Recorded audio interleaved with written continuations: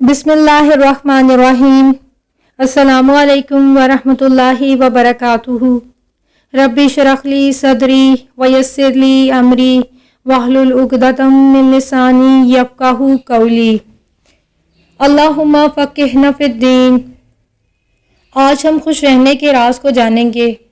हर इंसान खुश रहना चाहता है और खुश रहना हर इंसान का हक है, लेकिन फिर क्या होता है कि कभी कभार लोग ये हक हमसे छीन लेते हैं।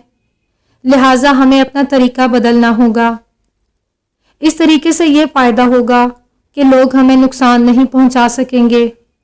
वो अपनी बातों से, अपने रवैयों से और अपने अंदाज से हमें परेशान नहीं कर सकेंगे। खुश रहने के लिए ज़रूरी है कि सबसे पहले हम अपनी ज़िंदगी गुजारने के तरीक़ों को बदलें, और बदलने के लिए इन तरीक़ों के बारे में जानना बहुत ज़रूरी है। व्यूअर्स, आपने वीडियो को शुरू से लेकर आखिर तक लाजमी देखना है। अगर आप हमारे चैनल पर नए हैं तो वीडियो को लाइक और चैनल को सब्सक्राइब करना मत भूलिएगा। तो व्यूअर्स, आइए ज़िंदगी गुजारने के तरीक़ों के बारे में जानते हैं। ज़िंदगी गुजारने के दो तरीके हैं।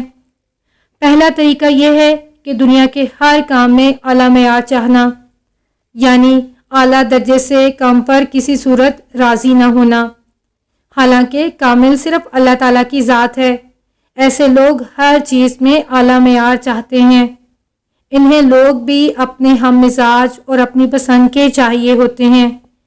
उनमें कोई कमी या कोताही भी बर्दाश्त नहीं करते। हालात भी अपनी मर्जी के चाहिए होते हैं। ऐसा होना नामुमकिन है, क्योंकि अल्लाह ताला ने ये ज़िंदगी तो आजमाइश के लिए बनाई है। सूरतुल मुल्क की आयत नंबर 2 में अल्लाह ताला फरमाते हैं, वो जिसने मौत और ज़िंदगी तुम्हारी आजमाइश के लिए पैदा की कि कौन एहसन अमल करता है, और वही ज़बरदस्त बख्शिश वाला है। इस आयत से पता चलता है कि हम इस दुनिया में आजमाइश के लिए आए हैं। लिहाजा हर वक्त हमारी पसंद के हालात नहीं रह सकते।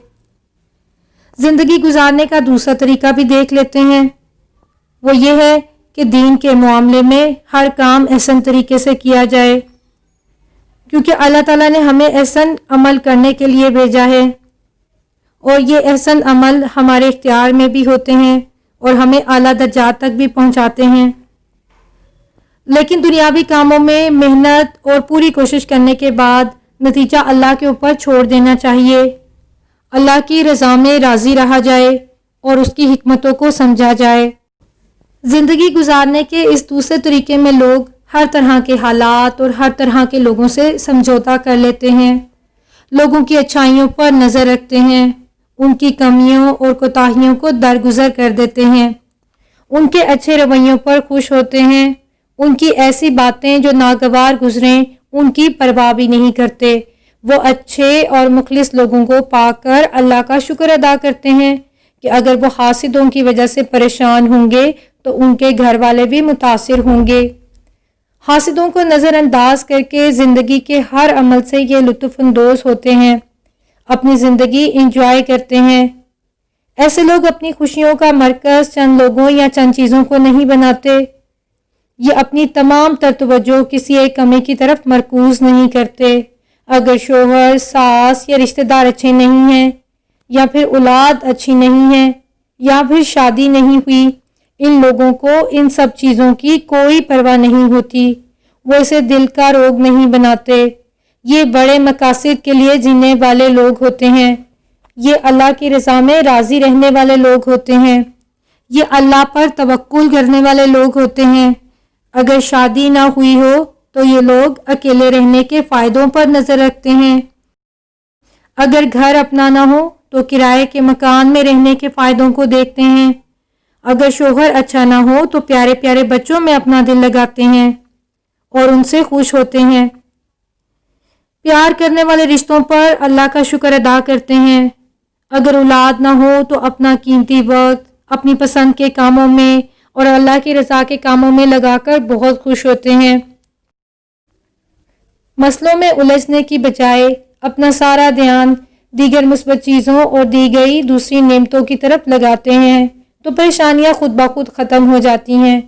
बस उन पर से तवज्जो हटाने की ज़रूरत होती है। توجہ بدلنے سے ان کے لیے دنیا بہت خوبصورت ہو جاتی ہے۔ ان لوگوں کی پہچان یہ ہے کہ انہیں اللہ تعالیٰ پر اور اپنی تقدیر پر پورا بھروسہ ہوتا ہے۔ مشکلات اور پریشانیاں آنے پر بھی پرسکون رہتے ہیں، اللہ کی رضا میں راضی رہتے ہیں، کبھی کسی سے گلہ نہیں کرتے، ہمیشہ مطمئن اور پرسکون رہتے ہیں۔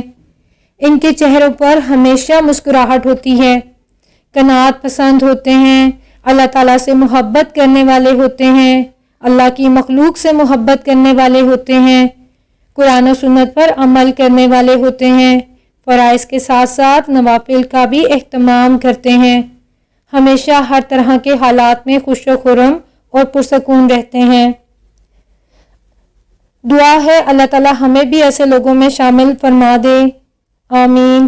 سبحانک اللہم و بحمدک، نشہد ان لا الہ الا انت، نستغفرک و نتوب الیک۔ السلام علیکم ورحمۃ اللہ وبرکاتہ۔